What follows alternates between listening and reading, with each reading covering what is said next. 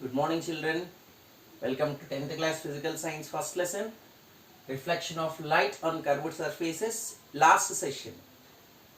In the last sessions, previous sessions, we saw how concave mirror forms different images, what type of images are formed, and the ray diagrams that show how the rays will meet whenever they are passing through different points. And the rules for ray diagrams are also seen. And we have also seen different types of images formed by spherical mirrors. Okay, now we will see the image formation by a convex mirror. Okay, like concave mirror, we do not have 6 different positions. There are only 2 positions for a convex mirror. I remind you, concave mirror is a convergent mirror and it forms a magnified image. It forms a real inverted image. A convex mirror is a divergent mirror. It forms always virtual erect image and it will be always diminished. That means the size of the image is always less than size of the object. Let us see how it is. First position is object at infinity. Like the previous case, same. Whenever a ray is parallel to principal axis, it reflects and it is extended, it meets at focus. So the 2 rays which are coming from either side of principal axis, after reflection they meet at focus. So the image is formed at focus when the object is at infinity. As usual, the size is point size. But in the previous case for concave mirror, it was a real inverted image with point size. Here it is virtual erect image with point size. Another case is, other than infinity, let the object be at any place between infinity and pole. Any place, on C, beyond C, on F, any place. Then the rays will meet here through this. Same rules we follow. Everything is same. Then the image is formed between P and F. See this is also virtual image. Always we indicate virtual image with a dotted line. And look at the size. This image size is less than object size. Okay, so the image is virtual, erect and diminished. So always convex mirror forms a virtual, erect and diminished image, small sized image. That is the image formation by a convex mirror. Next, whether it is a convex mirror or a concave mirror, we have a mirror formula. What's a mirror formula? This is useful to determine the focal length of a given spherical mirror. Okay, here we have 3 terms, F, U and V. F is the focal length of the mirror. U is called object distance. Object distance in the sense, the distance between mirror and object. Next, V is called image distance. It's the distance between mirror and screen where we get sharp image. Here, whenever we have a mirror formula, according to mirror what we take, we apply sign conventions. Sign conventions in the sense like number line in mathematics, depending upon different types of mirrors, we take the positive and negative signs for different spherical mirrors. Sign conventions for a concave mirror are object distance U is taken as negative, V is taken as negative and F also taken as negative, because everything will be formed in the negative side of the axis. Why V is the negative? Because it is inverted image. It forms below the principal axis like this. Below the principal axis, vertical in the sense, if you take y axis, it is negative direction of y axis. So it is also negative. Whereas for a convex mirror, U is negative because object is at negative side of x axis. If you consider it as x axis, principal axis, it is at the negative side. And the image is formed at positive side. Right? And it is towards upward direction. So y axis upward direction is positive. So image distance is positive. So focal length is also positive. Very, very, very important caution, children. Without applying sign conventions in the problems, if you go on solving the problem, it will be very much wrong. Okay, for example, they may give in the problem object is at 20 centimeter from the mirror. So object distance is 20, but here you should take it as minus 20. This is the symbols are used for our understanding which type of mirror we are using. Okay, so without sign conventions we cannot solve any problem, right? That is very important. Next, coming to the sizes of the images, we got different sizes. No, that size factor is called magnification. Okay, that means how much the size of image is increased or decreased. If both of them are having same size, like concave mirror on C case, then both HI and HO will be equal. That magnification is given by M is equal to HI by HO, which is equal to minus V by U. I remind you once again, this minus is of this formula, and for concave mirror V gets another minus, and for any mirror U will be once again minus.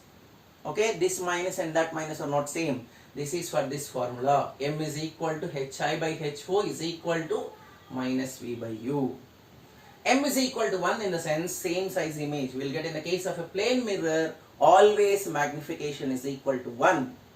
And magnification is less than 1 in the sense it is diminished image. For a convex mirror, always it forms a diminished image. And M is greater than 1 in the sense height of image is more, image is magnified, enlarged. This kind of magnified image forms only by concave mirror. Okay, you may have a doubt, concave mirror also sometimes forms diminished and same size, right? But why I wrote like this? Because a plane mirror always forms equal size, convex mirror always forms diminished size, and a concave mirror can only form magnified image. That is why the magnification is written like this. Okay. Next, by the lab activity that we have in the lesson, we determine two things.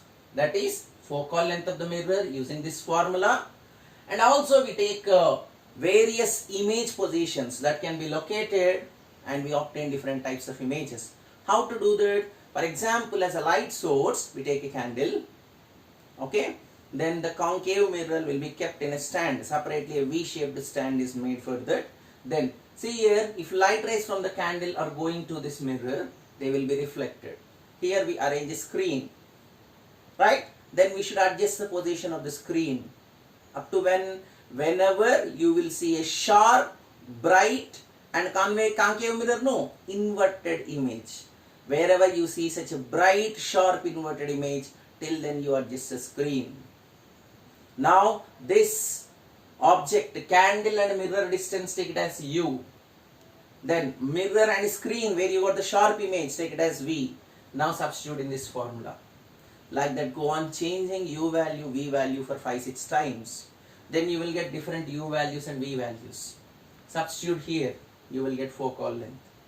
And also whenever you are changing the positions, you will understand whether you are getting magnified image or diminished image or same size image. That also can be located. Okay, so this formula can be useful to determine the focal length of a mirror experimentally. And why we need to repeat for 5-6 times? Because whenever we do any lab activity, there will be a general chance of occurring two errors. One is called error of approximation and the other is called error of experimentation. That means whenever we are just calculating the lengths with scale or something, there may be a chance of 1 centimeter here and there. That's called error of experimentation. Error of approximation is when you substitute in the formula, there may be a chance of calculation mistake. So minimizing that can be done when we take it for 5-6 times, then take the average value. Not only for this, for any activity, we follow the same rule. Right? So by that, by the lab activity, we can determine the focal length of the given spherical mirror, and also we can locate different images, different sizes, different natures, all can be identified. And the last topic here is about solar cooker. What is solar cooker? Solar stands for sunlight. Here, from sunlight, there are two energies. That is, if you look at it as light, it's a light energy. But we feel hot, so it's heat energy. Right? Here, we look at that in the angle of light. We arrange this sunlight focusing on our spherical mirror and we make it as a cooker, that is so called solar cooker. What to do? Take a dish pan, something like Airtel TV, something dishes, circular based. To that we have to fix concave mirrors and it should be cut into the shape of an isosceles triangle. How many mirrors we take? Is generally from 8 to 12, 8 pieces to 12 pieces. And all the edges, when you cut into an isosceles triangle, the edges should meet at the center. Okay? That center, all the mirrors meeting point is F. Now what to do? Place the total arrangement facing sun so that make sure that the sun rays are falling exactly on F at the meeting point. Then wherever the light rays are reflecting, at that point we keep a bowl with water or something. Look at that, after some time it will be becoming hot. So it all became because the concave mirror reflected light. Why we used concave mirror? Because it is convergent. It can gather all the rays at one place. That is why we get more power. So here, just by the concept of reflection of light, it can be used as cooker also. So the reflection of light energy is transformed into the form of heat energy. So energy transformation is also done. This is an application of reflection of light. This is done by concave mirror. I mention again because it is convergent mirror. So in the lesson, it was about different types of spherical mirrors, their characteristics, different types of images formed, image characteristics and sign conventions, very important. Mirror formula 1 by F equals to 1 by U plus 1 by V, and magnification M equals to HI by HO is equal to V minus V by U. HI stands for height of image and HO stands for height of the object. One more application I will tell you. Whenever we have a vehicle, there will be rear view mirrors. Those are useful to see what vehicles are coming behind. Right?